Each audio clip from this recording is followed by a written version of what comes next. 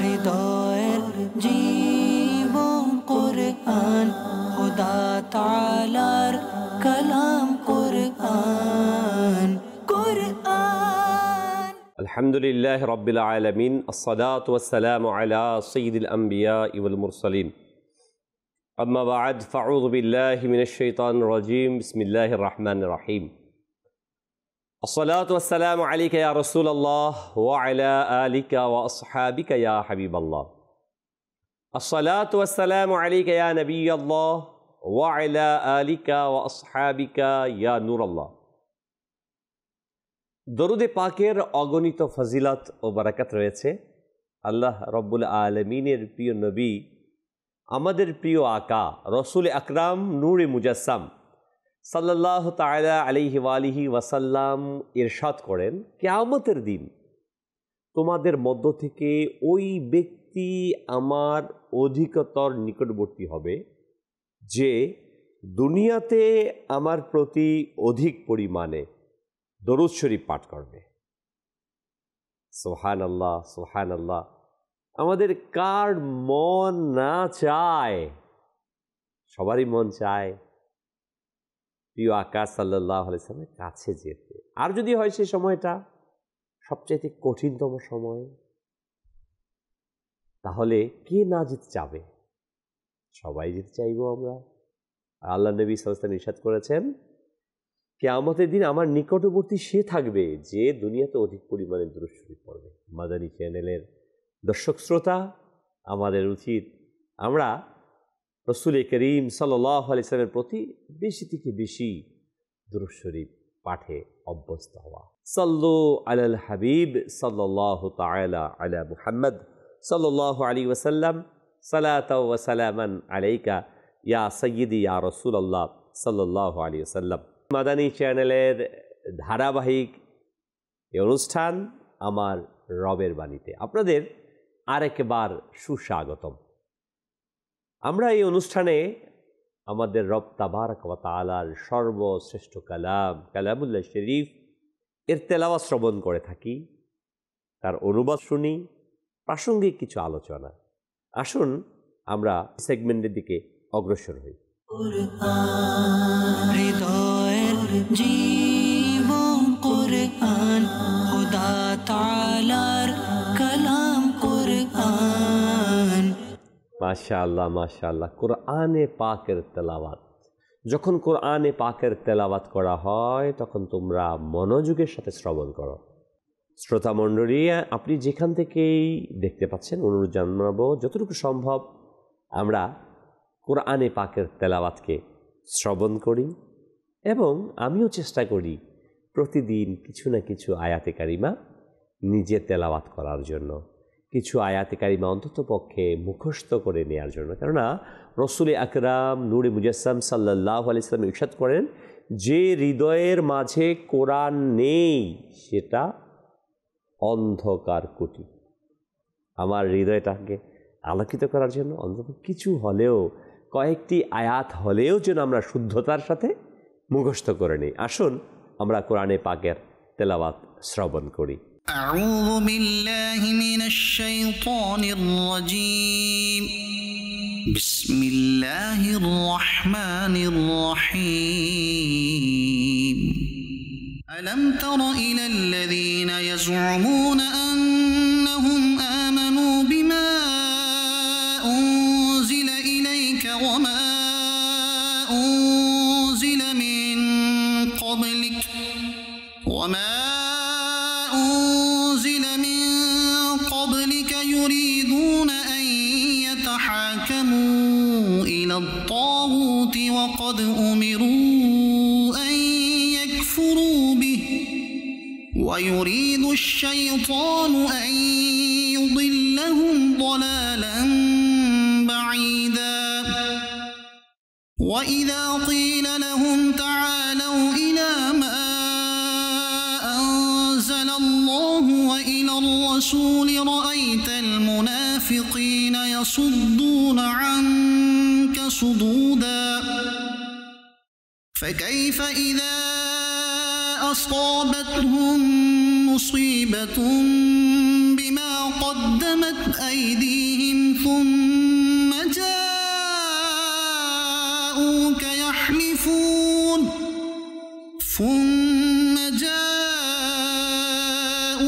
يحلفون بالله إن أردنا إلا إحسانا وتوفيقا أولئك الذين يعلم الله ما في قلوبهم فأعرض عنهم وعظهم وقل لهم في أنفسهم قولا بليغا وما أرسلنا من رسول إلا ليطاع بإذن الله ولو أنهم إذ ظلموا أنفسهم جاءوك فاستغفروا الله واستغفر لهم الرسول لوجدوا الله توابا رحيما فلا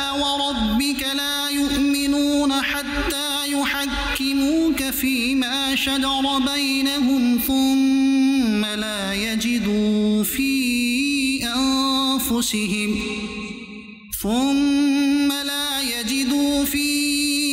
أنفسهم حرجا مما قضيت ويسلموا تسليما صدق الله العظيم মাশাআল্লাহ, মারহাবা, বারাকাল্লাহ। আমরা অত্যন্ত সুন্দরভাবে সুললিত কণ্ঠে কোরআনে পাকের তেলাওয়াত শ্রবণ করলাম। সূরা নিসার 60 থেকে 65 নম্বর আয়াতে কারিমা পর্যন্ত মাদানী চ্যানেলের দর্শকবৃন্দ, সূরায়ে নিসা, যে সূরাতে মহিলাদের, আমাদের মা বোনদের বিষয়ে বিভিন্ন মাসআলা বর্ণিত রয়েছে। এই সূরার 60 থেকে 65 নম্বর আয়াত আমরা আজকে তেলাওয়াত শ্রবণ করেছি। আসুন আমরা তার অনুবাদ শ্রবণ করে নেই। আপনি কি তাদেরকে দেখেননি যাদের দাবি হচ্ছে যে তারা ঈমান এনেছে সেটারই উপর যা আপনার উপর অবতীর্ণ হয়েছে এবং সেটার উপর যা আপনার পূর্বে অবতীর্ণ হয়েছে, অতঃপর শয়তানকে তাদের সালিশ বানাতে চায় এবং তাদের প্রতি নির্দেশ তো এ ছিল যে তাকে মোটেই মান্য না করে, আর ইবলিস তাদেরকে দূরে পদ ভ্রষ্ট করতে চায়। এবং যখন তাদেরকে বলা হয় আল্লাহর অবতীর্ণ কিতাব এবং রসুলের প্রতি এসো, তখন তোমরা দেখবে যে মুনাফিকরা তোমাদের থেকে মুখ ফিরিয়ে যাচ্ছে, মুখ ফিরিয়ে নিয়ে যাচ্ছে। কেমন হবে যখন তাদের উপর কোনো মুসিবত এসে পড়বে? সেটারই পরিণামস্বরূপ যা তাদের হস্তসমূহ আগে প্রেরণ করেছে। অতঃপর হে মাহবুব, আপনার নিকট হাজির হয়ে আল্লাহর শপথ করে বলে, আমাদের উদ্দেশ্য তো কল্যাণ এবং সম্প্রীতিই ছিল। তাদের অন্তরসমূহের কথা তো আল্লাহ জানেন, সুতরাং আপনি তাদের উপেক্ষা করুন এবং তাদেরকে বুঝিয়ে দিন, আর তাদের মামলায় তাদেরকে মর্ম স্পর্শী কথা বলুন। এবং আমি কোনো রসুল প্রেরণ করিনি এই জন্য যে আল্লাহর নির্দেশে তার আনুগত্য করা হবে, অর্থাৎ আল্লাহর নির্দেশের আনুগত্য করার জন্য আমি রসুলকে পাঠিয়েছি। এবং যদি কখনো তারা নিজেদের আত্মার প্রতি জুলুম করে, তখন হে মাহবুব তারা আপনার দরবারে হাজির হয় এবং অতঃপর আল্লাহর নিকট ক্ষমা প্রার্থনা করে, আর রসুল তাদের পক্ষে সুপারিশ করে, তবে অবশ্যই আল্লাহকে অত্যন্ত তওবা কবুলকারী দয়ালু পাবে। আল্লাহু আকবার, আল্লাহু আকবার। সুতরাং হে মাহবুব, আপনার প্রতিপালকের শপথ, তারা মুসলমান হবে না যতক্ষণ না পরস্পরের ঝগড়ার ক্ষেত্রে আপনাকে বিচারক মানবে না, অতঃপর যা কিছু আপনি নির্দেশ করবেন তাদের অন্তরসমূহে সে সম্পর্কে কোনো দ্বিধা পাবে না এবং সর্বান্তকরণে তা মেনে নেবে। প্রিয় ইসলামী ভাইয়েরা ও মাদানী চ্যানেলের দর্শকবৃন্দ, আমরা সূরা নিসার 60 থেকে 65 নম্বর আয়াতে কারিমার অনুবাদ শুনছিলাম। 60 নম্বর আয়াতে যেখানে আল্লাহ তাআলা বলেছেন, আপনি কি তাদেরকে দেখেননি যাদের দাবি হচ্ছে যে তারা ঈমান এনেছে, সেটার উপর আপনার প্রতি অবতীর্ণ হয়েছে এবং আপনার পূর্ববর্তীদের প্রতি অবতীর্ণ হয়েছে, অথবা শয়তানকে তাদের সালিশ বানায়। এই আয়াতে কারিমার অবতীর্ণের প্রেক্ষাপট যা আমার আকা আলা হযরত ইমামে আহলে সুন্নাত আশরা ইমাম আহমদ রেদা রহমতুল্লাহ তাআলা আলাই তার বিশ্ববিখ্যাত কোরআনের অনুবাদ কানজুল ঈমান তাফসির খাজা নুরুল ইরফানের মধ্যে লিপিবদ্ধ করেছেন যে বিশর নামক একজন মুনাফিকের সাথে এক ইহুদির বিবাদ ছিল। মুনাফিককে আমাদের বুঝতে হবে বিষয়টা, ইহুদি সে তো অন্য ধর্মের অনুসারী স্পষ্ট, কিন্তু মুনাফিক হচ্ছে যে নিজেকে প্রকাশ্যভাবে মুসলমান দাবি করে কিন্তু হৃদয় থেকে সে মুসলিম নয়, অমুসলিম, কিন্তু মুসলমানকে ধোঁকা দেওয়ার জন্য, সাহাবায়ে কেরামদেরকে ধোঁকা দেওয়ার জন্য মুসলমান সাজার চেষ্টা করে ওই মুনাফিক। যখন ওই মুনাফিকের সাথে আর ইহুদির সাথে বিবাদ হলো, ইহুদি বলল, চলো আমরা সৈয়দে আলম নূরে মুজাসসাম সাল্লাল্লাহু আলাইহি ওয়াসাল্লাম এর মাধ্যমে মীমাংসা করিয়ে নেই। মুনাফিক মনে মনে ভাবল, হুজুর তো কোনোরূপ পক্ষপাতিত্ব ছাড়াই ন্যায় ফয়সালা করবে, ফলে তার অসৎ উদ্দেশ্য হাসিল হবে না ওই মুনাফিকের। এজন্য সে ঈমানের দাবিদার হওয়া সত্ত্বেও একথা বলল। সে তো ঈমানদার দাবি করেছে প্রকাশ্যভাবে, আমি বললাম পূর্বেই, কিন্তু সে মুনাফিক ছিল। সে ঈমানদার দাবি করা সত্ত্বেও নিজেকে প্রকাশ্যভাবে ঈমানদার বলছে, কিন্তু বিচারের ক্ষেত্রে সে কি করলো, বলতেছে যে না, আমরা কাআব ইবনে আশরাফ ইহুদিকে সালিশ মানব। কোরআন মাজিদে তাগুত দ্বারা এই কাআব ইবনে আশরাফের নিকট বিচার প্রার্থী হওয়া কি বোঝানো হয়েছে, কিন্তু ওই ইহুদি যার সাথে ঝগড়া হয়েছিল সে জানতো যে কাআব সে ঘুষখোর। আমাদের সমাজেও আছে না কিছু মুসলমান দাবি করে কিন্তু ঘুষের বিনিময়ে উল্টে যায়, ঘুষখোর ছিল, ওই জামানায় ঘুষখোর ছিল, আমাদের জামানায়ও এই ঘুষখোর। একজন ইহুদি হয়েও সে আল্লাহর নবী সাল্লাল্লাহু আলাইহি ওয়াসাল্লাম যে সত্যবাদী তা গ্রহণ করে তার কাছে যেতে চাচ্ছেন। কিন্তু যে মুনাফিক, মনে রাখবেন, ইহুদি, খ্রিস্টান, অগ্নি পূজারী সহ সকল বিধর্মীর চাইতেও নিকৃষ্ট হচ্ছে মুনাফিক। মুনাফিক হচ্ছে সবচেয়ে নিকৃষ্ট। সে ইহুদি বলল যে কাব তো সেই ঘুষখোর, এই জন্য সে নিজের ধর্ম বলি অর্থাৎ ইহুদি হওয়া সত্ত্বেও তাকে সালিশি মেনে নেয়নি।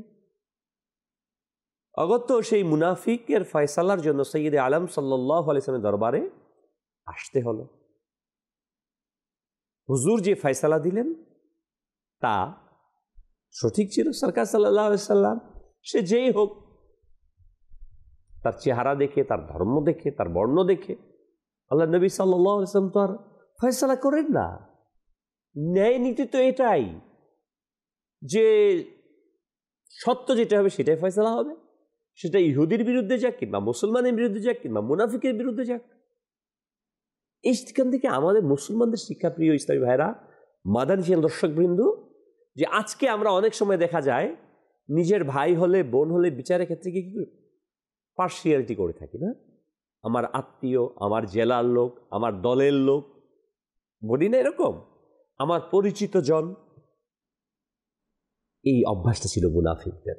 আর এই অভ্যাসটা যদি অর্থাৎ কিছু বিনিময় গ্রহণ করে নিজের ব্যক্তির প্রতি রায় দেয়া, এটা ঘুষখোর ইহুদির চরিত্র।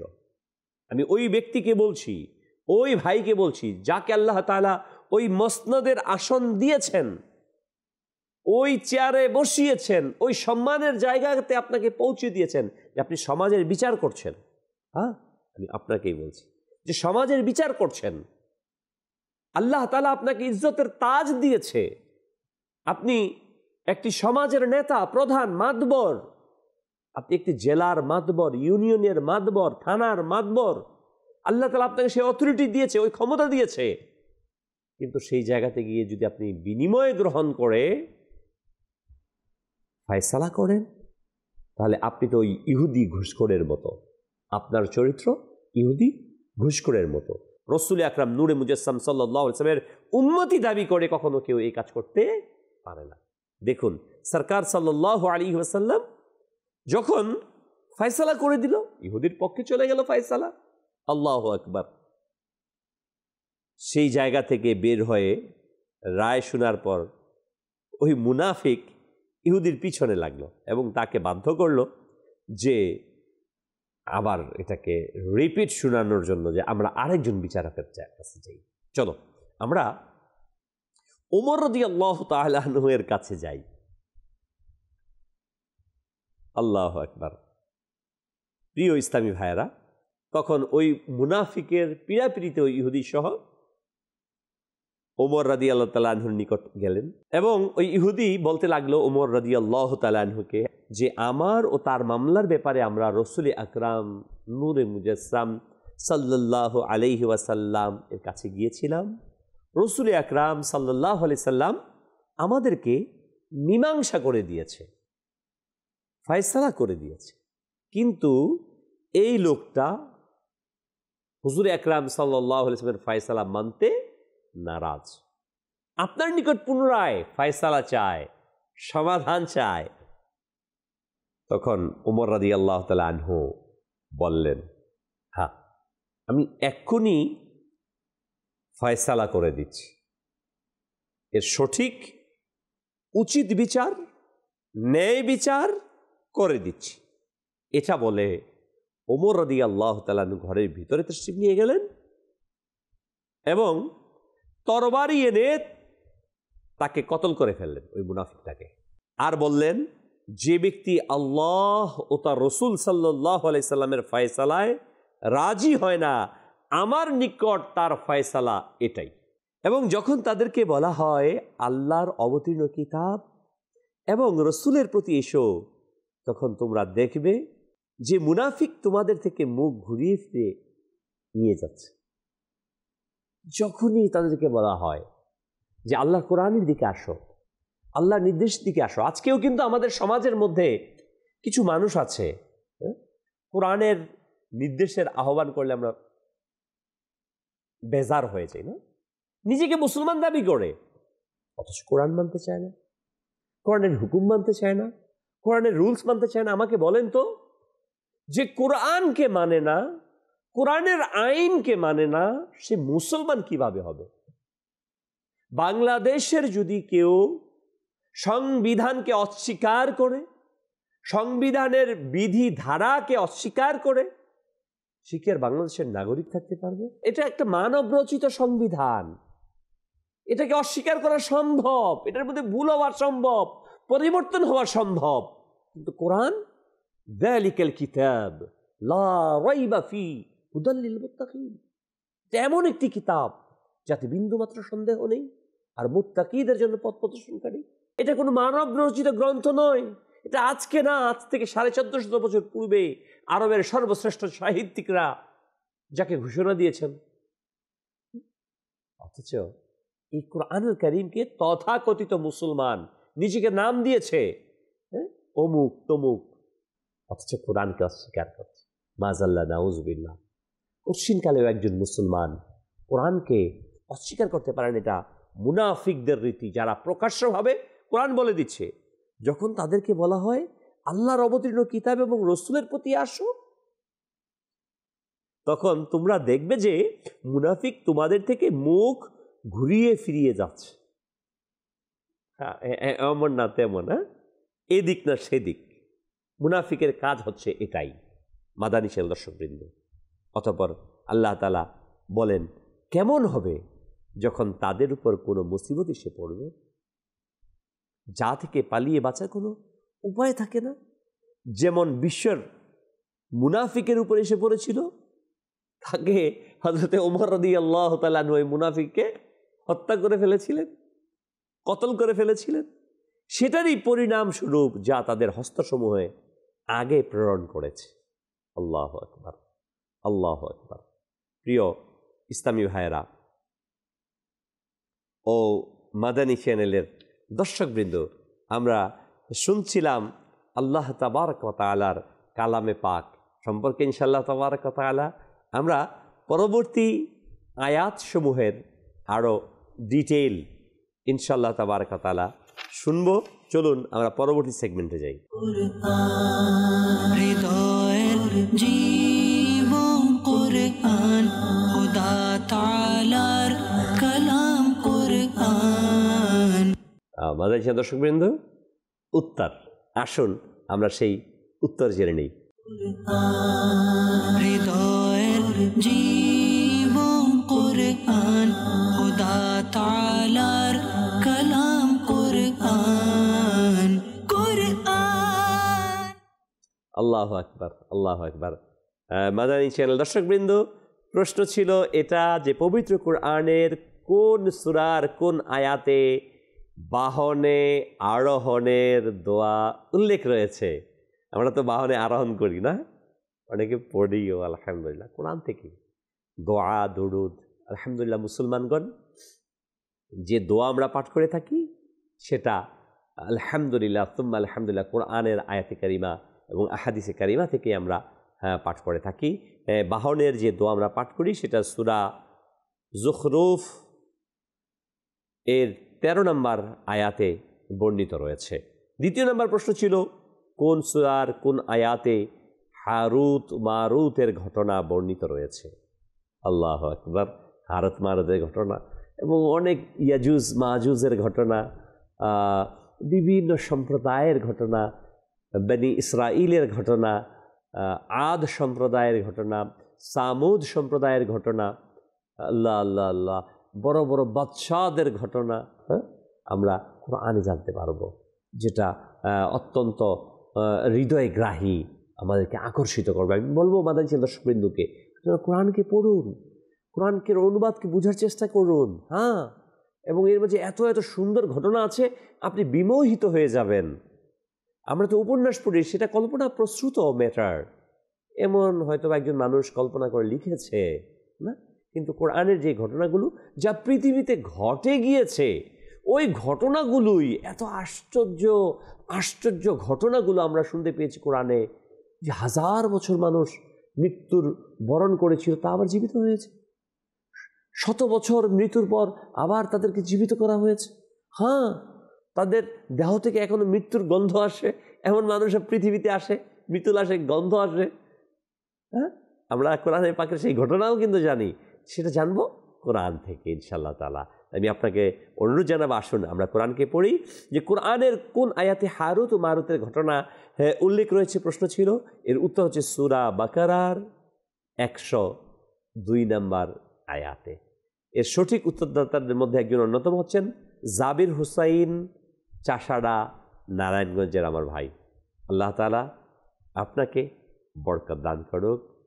মাদানী চ্যানেল দর্শকবৃন্দ, আমরা পরবর্তী সেগমেন্টে দিয়ে যাব। হৃদয়ের জীবন কুরআন, খোদা তাআলার কালাম কুরআন। আল্লাহ আল্লাহ। আমাদের এবার সেগমেন্ট আজকের প্রশ্ন যে যেখান থেকে দেখতে পাচ্ছেন, আমি আপনাকে বলবো আপনি একটু চেষ্টা করুন। কেন করবেন চেষ্টা? এই জন্য করবেন, চেষ্টার ফলেই কিন্তু জ্ঞান অর্জন হয়। এই প্রশ্নগুলো আমাদের দেয়ার উদ্দেশ্যই হচ্ছে কোরআনকে নিয়ে কিছু পর্যালোচনা করা। আমরা কোরআনকে নিয়ে কিছু পর্যালোচনা করতে পারবো। যখন পর্যালোচনা করব, কোরআনের জ্ঞান দ্বারা আমরা সমৃদ্ধ হব। মাদানী চ্যানেল দর্শকবৃন্দ, পৃথিবীতে সকল ধর্মাবলম্বী গবেষকরাই কিন্তু, আপনিও স্বীকার করেন, গ্রহণ করে নিয়েছে কোরআন হচ্ছে এক অদ্বিতীয় গ্রন্থ, না সর্বশ্রেষ্ঠ গ্রন্থ, সায়েন্টিফিক। আজকে বিজ্ঞানের গবেষণা বিভিন্ন বিষয়গুলো হয়তোবা আমি জানি না, আপনি হয়তোবা জানেন না, অথচ আমাদের উলামায়ে কেরামগণ, আমাদের দার্শনিকগণ এই কোরআন থেকেই সমস্ত কিছু সমাধান বের করছে। আমি আপনাকে অনুরোধ জানাবো, বিশেষভাবে আমরা হয়তোবা ওই গভীরতায় প্রবেশ করতে না পারি, আমি সমুদ্রের গভীরে যেতে না পারি, অন্ততপক্ষে আমাদের নদীর তলদেশে কি আছে তা তো আমি জানতে পারবো। এটা তো আমাদের জানা সম্ভব। হ্যাঁ, সারা পৃথিবীকে না জানি, অন্ততপক্ষে আমার দেশটাকে তো আমি জানতে পারি। আমি সারা দেশটাকে না জানতে পারি, আমার জেলাটাকে তো অন্ততপক্ষে জানতে পারি। আমি আপনাকে বলবো, জাস্ট একটা এক্সাম্পল দিলাম আপনাকে, তো কোরআন, এটাকে নিয়ে আমি গর্ব করি, গর্বের ধন এটা আমার, সর্বশ্রেষ্ঠ সম্পদ এটা আমার, কিন্তু দুঃখের বিষয় আমি জানি না। আমি আপনাকে অনুরোধ জানবো, এই কোরআনকে জানার জন্য আমাদের কিছু কোরআনের অনুবাদ পড়া দরকার, তাফসির পড়া দরকার। কানজুল ঈমান শরীফ আপনি লাইব্রেরিতে না যান, যারা মেজরিটি তো আমরা সোশ্যাল মিডিয়া ব্যবহার করি, মোবাইল ব্যবহার করি, স্মার্টফোন এর মাঝে প্লে স্টোরে গিয়ে আপনি লিখুন কানজুল ঈমান, চলে আসবে বাংলা, ইংলিশ, উর্দু তাফসির অনুবাদ ইনশাআল্লাহ তাআলা। দাওয়াত ইসলামী বিভিন্ন ওয়েবসাইটে আলহামদুলিল্লাহ আপনি কানজুল ঈমান শরীফও পাবেন। অনুরোধ জানাবো আপনারা সংগ্রহ করুন। মাদ্রাসা দর্শক বৃন্দ, আপনি কলম খাতা নিয়ে ইনশাআল্লাহ তাবারাকা তাআলা প্রস্তুতি নিন এবং আজকের প্রশ্নটি লিখে নিন, চেষ্টা করুন খুঁজে বের করার জন্য এবং পাঠিয়ে দিন মাদানী চ্যানেলের ফেসবুক, ইউটিউব, হোয়াটসঅ্যাপ নাম্বার কিংবা মোবাইল নাম্বার মেসেজের মাধ্যমে। আপনাদের মধ্য থেকে একজনের নাম আগামী সপ্তাহে ইনশাআল্লাহ তাআলা তাদের নাম ঘোষণা হবে ইনশাআল্লাহ। আজকের প্রশ্ন চালিয়ে দিন। হৃদয়ের জীবন কুরআন, খোদা তাআলার কালাম কুরআন। সকল রোগের শিফা বলা হয় কোন সূরাকে? আপনার দরকার, আমার দরকার, সবারই দরকার না? শিফা অসুস্থ তো হই আমরা, আমি হই, আমার ভাই বোন, আত্মীয় স্বজন, ছেলে মেয়ে, পরিবার অনেকেই হয়। কোন সূরাকে শিফা বলা হয়েছে কোরআনে পাকের বলেন তো? জানা দরকার আছে কিনা? অবশ্যই। অত্যন্ত ইন্টারেস্টিং প্রশ্ন, খুঁজে বের করুন এবং সেটা তেলাওয়াত করুন। সকল রোগের শিফা বলা হয় কোন সূরাকে? দ্বিতীয় নম্বর প্রশ্ন ছিল, পবিত্র কোরআনের মধ্যে সবচেয়ে বড় আয়াত কোনটি এবং কোন সূরায়? আমরা পৃথিবীর কতই না জ্ঞান রাখি না বিভিন্ন বিষয় বিভিন্ন জায়গাতে, কিন্তু কোরআন সম্পর্কে আমার ধারণা কতটুকু, জ্ঞান কতটুকু, এটা আমাদের জানা একান্ত জরুরি রয়েছে প্রিয় ভাই। অতএব আমরা চেষ্টা করব সেটাকে জানার জন্য। আল্লাহ সুবহানাহু ওয়া তাআলা আমাদের সকলকে সেই তৌফিক দান করুক।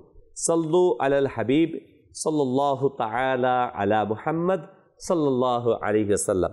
আমরা ছিলাম সূরা নিসার ৬২ নম্বর আয়াতের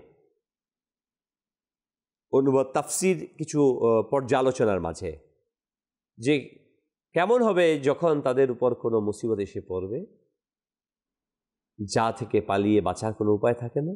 যেমনটি ওই মুনাফিক বিষয়ের ব্যাপারে ওমর রাদিয়াল্লাহু তাআলার মাধ্যমে এসে তার উপর চেপেছিল, তাকে কতল করা হয়েছিল।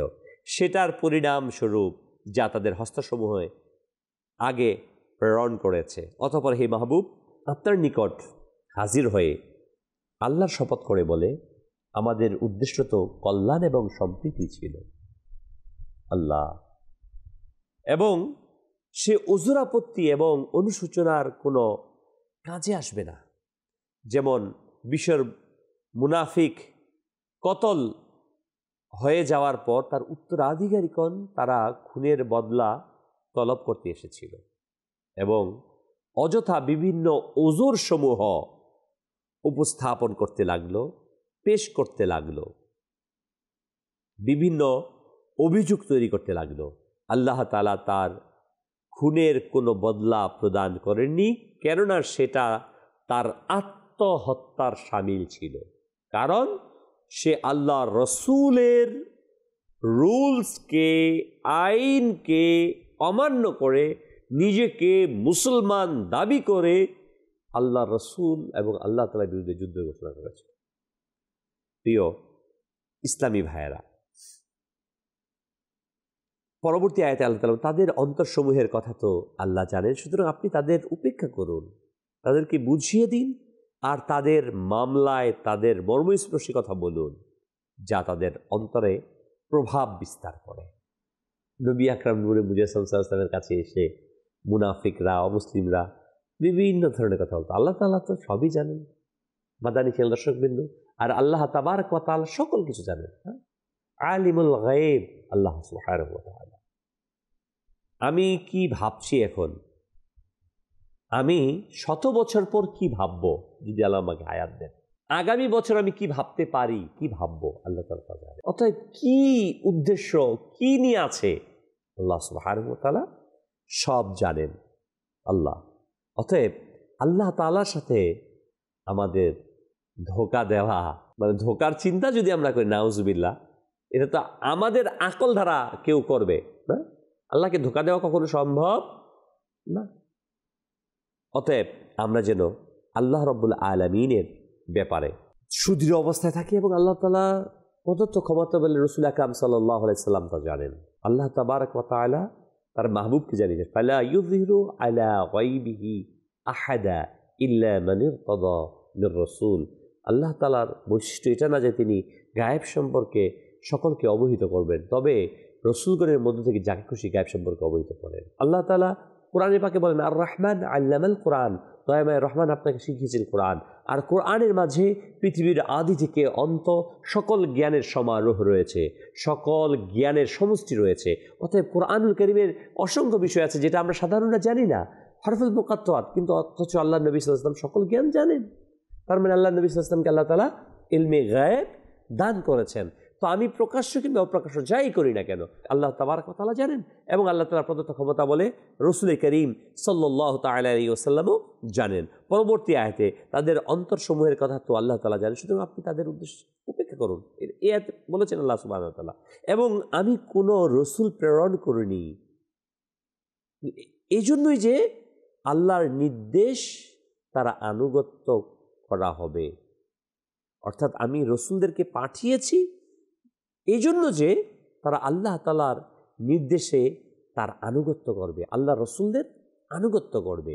যখন রসুল প্রেরণ এই জন্যই যে তাদের আনুগত্য করানো হবে, তাদের আনুগত্য করা ফরজ হবে, তখন যে ব্যক্তি তাদের নির্দেশের উপর সন্তুষ্ট হবে না, সে রিসালাতকেই অমান্যকারী হবে, সে কাফির এবং তাকে কতল করা ওয়াজিবুল কতল, অপরিহার্য হয়ে যায়। প্রিয় ইসলামী ভাইয়েরা, রাসূল আকরাম সাল্লাল্লাহু আলাইহি ওয়াসাল্লামকে অনুসরণ করা এটা আমাদের উপর ফরজ। ইন কুনতুম তুহিব্বুনাল্লাহ ফাত্তাবিউনি, আল্লাহ তাআলাকে ভালোবাসার একটাই মাত্র রাস্তা, আর তা হচ্ছে রাসূল আকরাম নূরে মুজাসসাম সাল্লাল্লাহু তাআলা আলাইহি ওয়া আলিহি ওয়াসাল্লামকে অনুসরণ করা।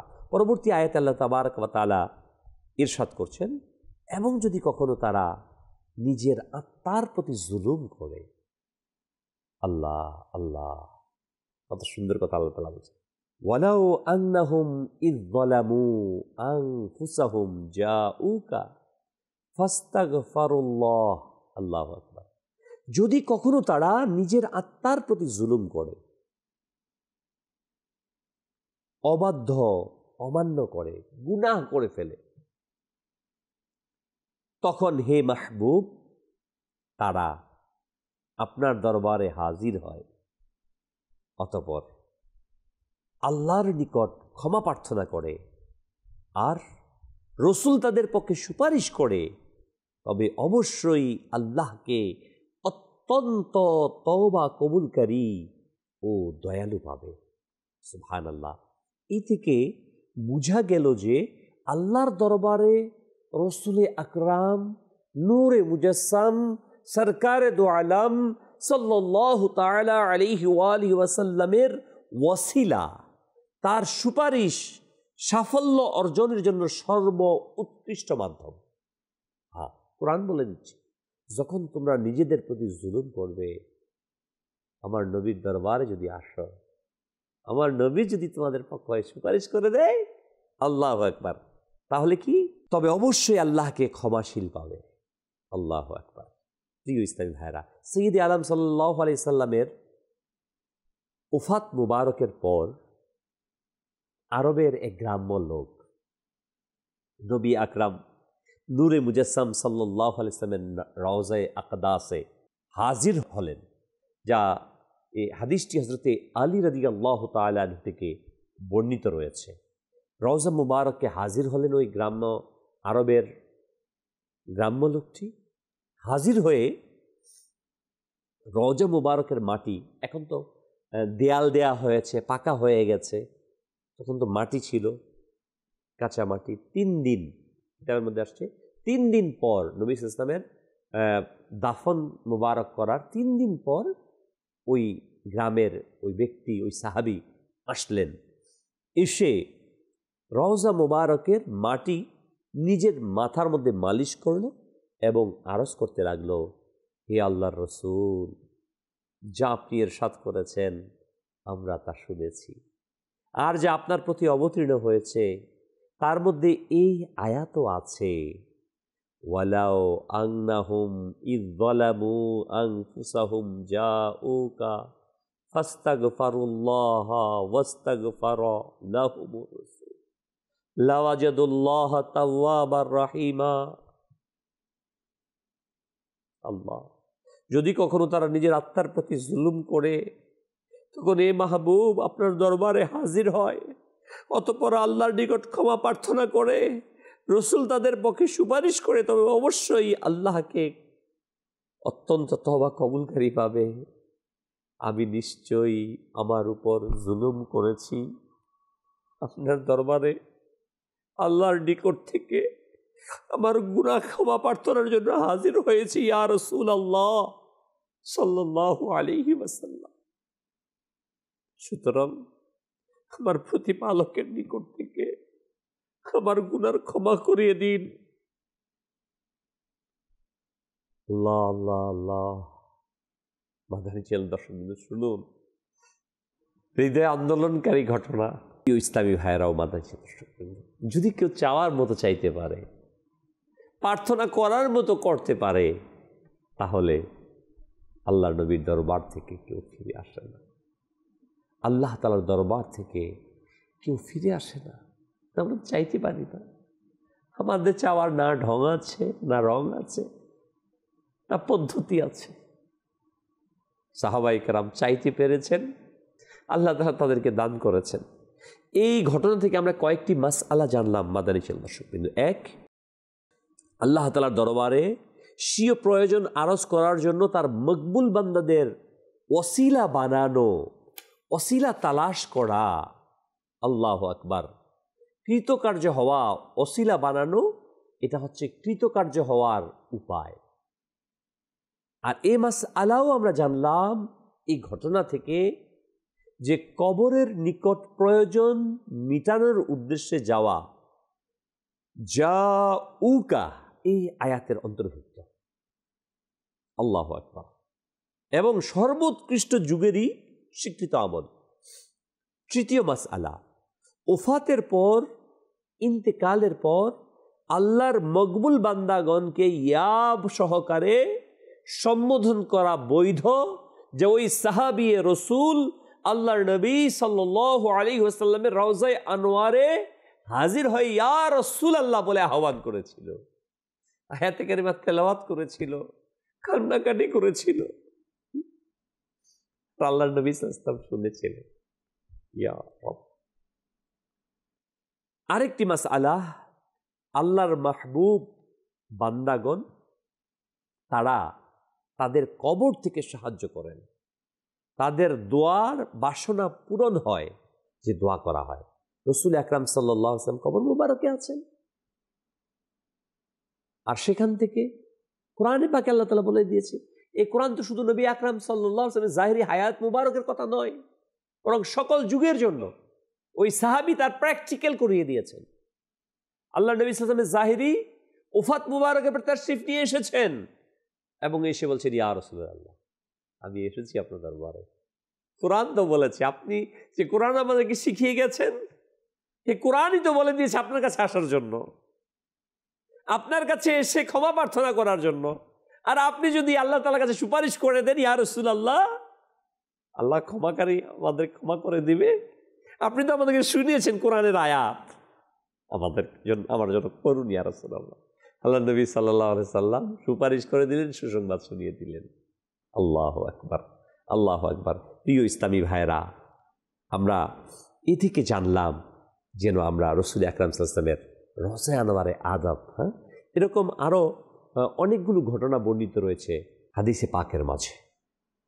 আল্লাহ তাআলার নেক বান্দা যারা আছে না, আল্লাহ আল্লাহ, তাদের অবস্থা, তারা নবী পাক সাল্লাল্লাহু আলাইহি ওয়াসাল্লামের রওজা পাকে হাজির হয়ে আল্লাহ নবীর কাছ থেকে নেন, চেয়ে নেন। আরে আমার আকা আলা হযরত আজিমুল বরকাত আশা ইমাম আহমদ রাদা রহমতুল্লাহ আলাই কি চেয়ে নিয়েছেন? আমার আকা আলা হযরত রহমতুল্লাহ তাআলা আলাই তো অগণিতবার আল্লাহর নবী সাল্লাল্লাহু আলাইহি ওয়াসাল্লামের জিয়ারত করেছেন, স্বপ্নে দিদার পেয়েছেন না? এবং আমার আকা আলা হযরতের তো এই কারামত ছিল তার। ইমাম আহমদ রেজা রহমতুল্লাহ, যিনি কানজুল ইমান শরীফ লিখেছেন, চতুর্দশ শতাব্দীর যিনি মহান মুজাদ্দিদ, আমির আহলে সুন্নাহ আল্লামা ইলিয়াস আত্তার কাদেরী দামাত বারকাতুল্লাহ আলিয়ার পীর মুর্শিদ যিনি ইমাম আহমদ রেজা রহমতুল্লাহ তাআলা আলাইহি, তিনি তার কারামত ধারা ব্রেলি থেকে মদিনাতে পৌঁছতেন, অগণিতবার আল্লাহ নবী সাল্লাল্লাহু আলাইহি ওয়াসাল্লামের জিয়ারত করেছেন। দ্বিতীয়বার যখন আলা হযরত রহমতুল্লাহ তাআলা আলাইহি মদিনা পাকে হাজির হলেন, আল্লাহু আকবার, হাজির হওয়ার পর রসুল আকরাম নূরে মুজাসসাম সাল্লাল্লাহু আলাইহি ইসলামের দরবারে দিদার লাভের আকাঙ্ক্ষায় রওজা মুবারক সামনে অনেকক্ষণ যাবৎ সালাত সালাম পেশ করছিলেন। পুরো দিন চলে গেল, রাত চলে গেল, কিন্তু সেই ভাগ্য নসিব হয়নি। তিনি আকাঙ্ক্ষা করছেন, আল্লাহ রহমতুল্লাহ আলাইহি, ইয়া নবী আল্লাহ, আমি তো স্বপ্নে দেখেছি, আমি আমার স্বচক্ষে আপনাকে দেখতে চাই, নিজের চোখ দ্বারা। কেমন আর চোখ, কত বড় বড় বিষয় এটা, কল্পনা করা যায়? হ্যাঁ, কত বড় চাওয়া মাদানী চ্যানেল দর্শক বৃন্দ, যে ইয়া নবী আল্লাহ, আমি তো অগণিতবার আপনাকে স্বপ্নে দেখেছি, আপনাকে এবার সচক্ষে দেখতে চাই। আল্লাহ আল্লাহ আল্লাহ আল্লাহ, কেমন আশিক ছিলেন আমার আকা আলা হযরত না? তিনি দিন রাত দুরূদ পড়ছেন, আল্লাহ সেই নসিব হচ্ছে না। তখন তিনি সেই প্রসিদ্ধ নাতিয়া গজল লিখলেন, যার মাতলা প্রথম কলিতে রহমতের আঁচলের বন্ধনের আশা লিখেছেন, ও সুয়ে লালা জার ফিরতে হে, তেরে দিন এ বাহার ফিরতে হে। হে বসন্ত, আনন্দিত হয়ে যাও যে তোমার উপর সুখের বসন্ত আগত। ওই দেখো মদিনার তাজেদার সাল্লাল্লাহু আলাইহি ওয়াসাল্লাম বাগানের দিকে তাশরীফ নিয়ে আসছেন। পরবর্তী মাক্তায় শেষের কলিতে যেখানে আল্লাহ হযরত রাহমাতুল্লাহ তাআলা আলাইহি কৃত্রিম নাম বারগাহে রিসালাতে নিজের অক্ষমতা অসহায়তা চিত্র এভাবে ফুটিয়ে তুলেন, কুই কিউ পুছে তেরি বাত রেজা, তুঝসে শায়দা হাজার ফিরতে হে। আল্লাহ হযরত রহমান দ্বিতীয় পংক্তিতে বিনয় প্রকাশ নিজের জন্য কুকুর শব্দটি, কুত্তে শব্দটি ব্যবহার করেছেন, কিন্তু আদব রক্ষার্থে এখানে শায়দা শব্দটি ব্যবহার করা হয়েছে। এই শেষের পংক্তিতে আশিকে মাহে রিসালাত, শাহেন শাহেন নবুবত, আশিকে রসুল আল্লাহ হযরত রাহমাতুল্লাহ অত্যন্ত বিনয় প্রকাশ করে নিজেকে বলেছেন, হে আহমদ রেজা, তুমি কে এবং তোমার মূল্যই বা কি? তোমার মতো তো হাজারো সাগানে মদিনার কুকুর অলিতে গলিতে ঘুরছে। এই গজলটি আরজ করে দিদারের অপেক্ষায় আদব সহকারে বসে থাকেন। এমন সৌভাগ্য চমকে উঠল নিজের কপালের চোখে জাগ্রত অবস্থায় আল্লাহ তাআলার মাহবুব সাল্লাল্লাহু আলাইহি ওয়াসাল্লামের দিদার ধারা আমার আলা হযরত রাহমাতুল্লাহ হলেন। কোন পর্যায়ের আশিক ছিলেন তিনি, কেমন ছিলেন তিনি? মাদানী চ্যানেল দর্শকবৃন্দ, আমাদেরকে উচিত সেই আল্লাহর নবী সাল্লাল্লাহু আলাইহি ওয়াসাল্লাম মুহাব্বতকে হৃদয়ের মাঝে ধারণ করা। আল্লাহ হযরত রাহমাতুল্লাহ আলাইহি আমাদেরকে সেই ইশক, সেই ভালোবাসাই শিখিয়ে গিয়েছেন। আল্লাহ তাআলা আমাদেরকে সেই ইশক ভালোবাসার তৌফিক দেখে আমরা যেন মদিনা পাকে হাজির হই, আদব সহকারে সেখানে আরজু পেশ করি। পাশাপাশি আমি মদিনায় না যেতে পারি, আমি কতটা দিন আল্লাহ নবীর দিদারের জন্য কেঁদেছি। যখন আমরা গুনাহ করব, নবীর ওয়াসিলা নিয়ে আল্লাহ তাআলার দরবারে আরজু পেশ করব, আল্লাহ তাআলা অবশ্যই আমাদের ক্ষমা করবেন। পরবর্তী আয়াতে আল্লাহ তাবারক ওয়া তাআলা 65 নম্বর আয়াতে বলেন, সুতরাং হে মাহবুব, আপনার প্রতিপালকের শপথ, তারা মুসলমান হবে না যতক্ষণ পরস্পরের ঝগড়ার ক্ষেত্রে আপনাকে বিচারক মানবে না। অতঃপর যা কিছু আপনি নির্দেশ করবেন তাদের অন্তরসমূহে সে সম্পর্কে কোনো দ্বিধা পাবে না এবং সর্ব অন্তঃকরণে তা মেনে নেবে। অর্থ এই যে যতক্ষণ পর্যন্ত আপনার ফয়সালা এবং নির্দেশকে অন্তরে নিষ্ঠা সহকারে মেনে নেবে না, ততক্ষণ পর্যন্ত মুসলমান হতে পারবে না। এ থেকে বোঝা গেল রাসূল করিম সাল্লাল্লাহু আলাইহি ওয়াসাল্লামের শান কত রয়েছে। প্রিয় ইসলামী ভাইরা, এই আয়াতের শানের নজুলের মধ্যে এটাও আসছে যে পাহাড় থেকে পানি প্রবাহিত একটি নালা বাগানে পানি পৌঁছত, তা নিয়ে একজন আনসারীর এবং হযরত জুবাইর রাদিয়াল্লাহু আনহুর সাথে ঝগড়া হয়। মামলা হুজুর সাল্লাল্লাহু আলাইহি ওয়াসাল্লামের কাছে পৌঁছে হুজুর করিম সাল্লাল্লাহু আলাইহি ওয়াসাল্লাম বলেন, হে জুবাইর, তুমি তোমার বাগানের পানি দিয়ে তোমার প্রতিবেশীর বাগানের দিকে পানি ছেড়ে দিও।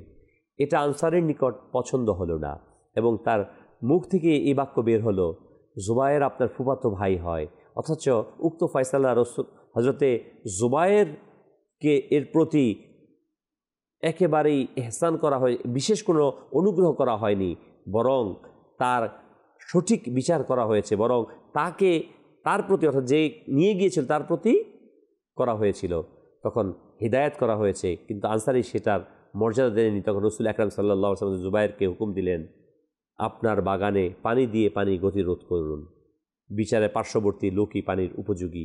এর প্রেক্ষিতে এই আয়াত নাজিল হয়। প্রিয় ইসলাম ভেরা মাদানী দর্শকবৃন্দু, আল্লাহর রসুল সরকারে দু আলম নূরে মুজাসসাম সাল্লাল্লাহু আলাইহি ওয়াসাল্লামের পক্ষ থেকে যেই সমাধান আসে সেটাই হচ্ছে সর্বোচ্চ সর্বশ্রেষ্ঠ সমাধান। কেননা কোরআন বলে দিয়েছে, আমার মাহবুব ততক্ষণ পর্যন্ত কোনো কথা বলেন না যতক্ষণ না পর্যন্ত আমার কাছ থেকে নির্দেশ না হয়। আল্লাহর নবী সাল্লাল্লাহু আলাইহি সাল্লামের মুখ থেকে কোনো কথা বের হয় না আল্লাহ তাবারক ওয়া তাআলার নির্দেশ প্রাপ্ত ব্যতীত। আল্লাহ তাআলার নির্দেশেই আল্লাহর মাহবুব সাল্লাল্লাহু আলাইহি ওয়াসাল্লাম প্রতিটি কথা বলেছেন। অতএব অনেকে এই কথা বলে থাকে যে আমরা কোরআন মানি, হাদিসকে মানি না। মাযাল্লাহ নাউযু, এটাও তাদের জন্য খণ্ডন যে কোরআন মানেন না, কোরআন মানেন না, হাদিসকে মানেন, এটা কীভাবে সম্ভব? কারণ আল্লাহর নবী সাল্লাল্লাহু আলাইহি ওয়াসাল্লাম জিন্দেগির কোনো কথা নেই, ততক্ষণ পর্যন্ত আল্লাহর নবী সাল্লাল্লাহু আলাইহি ওয়াসাল্লাম কোনো কথা বলেন না যতক্ষণ না পর্যন্ত আল্লাহ তাআলার পক্ষ থেকে নির্দেশ না আসে। আল্লাহর নবীর হুকুম মানেই হচ্ছে আল্লাহর হুকুম, আতিউল্লাহ ওয়া আতিউর রাসূল, তোমরা আল্লাহ এবং তার রাসূলের ইত্তেবা করো। আমাদেরকে আল্লাহ তাবারক ওয়া তাআলা এবং তার প্রিয় হাবিব সাল্লাল্লাহু তাআলা আলাইহি ওয়া আলিহি ওয়াসাল্লামের পরিপূর্ণ ইত্তেবা করতে হবে। আলহামদুলিল্লাহ, দাওয়াতে ইসলামী আজ আমাদেরকে আল্লাহ তাবারক ওয়া তাআলা ও তার প্রিয় হাবিব সাল্লাল্লাহু আলাইহি ওয়াসাল্লামের ইত্তেবার দিকে আহ্বান করছে, নবী সাল্লাল্লাহু আলাইহি ওয়াসাল্লামের অনুসরণের দিকে আহ্বান করছে, কোরআনের দিকে আহ্বান করছে, কোরআনের নির্দেশকে পালনের দিকে আহ্বান করছে। আসুন মাদানী দর্শকবৃন্দ, আমরা সকলেই এই কোরআনকে আঁকড়ে ধরি। রাসূল আকরাম সাল্লাল্লাহু আলাইহি ওয়াসাল্লামের সেই বাণীটি আমরা বারবার আমাদের জেনে নিয়ে আসি। রাসূল আকরাম সাল্লাল্লাহু আলাইহি ওয়াসাল্লাম ইরশাদ ফরমান, যতদিন পর্যন্ত তোমরা কোরআন এবং হাদিসকে আঁকড়ে ধরবে, অন্য হাদিসে ইরশাদ করেছেন কোরআন এবং আহলে বায়াতকে আঁকড়ে ধরে থাকবে, ততদিন পর্যন্ত তোমরা পথভ্রষ্ট হবে না। আজকে আমরা নিজেদেরকে মুসলমান দাবি করা সত্ত্বেও কোরআনকে ছেড়ে দিয়েছি, কোরআনের নির্দেশকে আমরা অমান্য করছি, নিজে কোরআনকে চুমু দেই কিন্তু কোরআনের ভিতরের হুকুমের বাহিরে চলে যাচ্ছি। কোরআনে রয়েছে সুদকে হারাম করেছেন, কোরআনকে চুমু দিচ্ছি, টাকা দিয়ে খতম পড়াচ্ছি, অথচ ওই সুদকে আমি সানন্দে গ্রহণ করছি, অথচ কোরআন আমাকে হারাম হিসেবে ঘোষণা দিয়েছে। কোরআনুল কারীমকে আমি চুমু দিচ্ছি, অথচ কোরআনের যে নির্দেশ আমার ভাই বোনের অধিকার দেয়ার, প্রতিবেশীর হককে আদায় করার, আমি হককে নস্যাৎ করছি। আমি কোরআনকে চুমু দিচ্ছি, অথচ আল্লাহ তাবারক ওয়া তাআলা নির্দেশ দিয়েছেন তোমার দৃষ্টিকে নত রাখো, আমি চোখকে বড় বড় করে বেহায়াপনার দিকে অগ্রসর হচ্ছি। আমি কোরআনকে চুমু দিচ্ছি, অথচ কোরআনে মদকে হারাম করেছে, ওই মদকে স্পর্শ করছি। আমরা তামাশার শুরু করে দিয়েছি কোরআনের সাথে, বলছি কোরআন মানি, কোরআনকে মুহাব্বত করি, অথচ কোরআনের হুকুমকে অ্যাভয়েড করে চলছে। আসুন, চলে আসুন, চলে আসুন। হ্যাঁ, আর কতদিন? আমি কি পৃথিবী থেকে চলে যাব না? কতদিন থাকবো এই জায়গাতে? কত বছর আপনি থাকবেন? কত শত বছর আপনি হায়াত পাবেন? আপনি পৃথিবীতে চলবেন না, চলে যাবেন না? আসুন, আত্মসমর্পণ করুন, কোরআন যেভাবে আমাদেরকে নির্দেশ দিয়েছে সেভাবে চলে আসুন। দাওয়াত ইসলামী আপনাকে হাত ছাড়ি দিয়ে রাখছে, মাদানী চ্যানেল আপনাকে হাত ছাড়ি দিয়ে রাখছে। হে যুবক ভাই, হে বৃদ্ধ বাবা, হে কিশোর, হে ইসলামী ভাই, ইসলামী বোন, আসুন আসুন কোরআনের ছায়াতলে আসুন। কোরআনকে আপনার জীবনে আঁকড়ে ধরুন, নিজের জীবনকে আলোকিত করুন। আল্লাহ সুবহানাহু ওয়া তাআলা আমাদের সবাইকে কোরআনকে শিখার, কোরআনকে বুঝার, কোরআনের আলোয় আলোকিত হওয়ার তৌফিক দান করুন। আমিন বিজাহিন নবিয়িল আমিন সাল্লাল্লাহু তাআলা আলাইহি ওয়াসাল্লাম। সাল্লু আলাল হাবিব সাল্লাল্লাহু তাআলা আলা মুহাম্মদ। হৃদয়ের জীবন কুরআন, খোদা তাআলার কালাম কুরআন।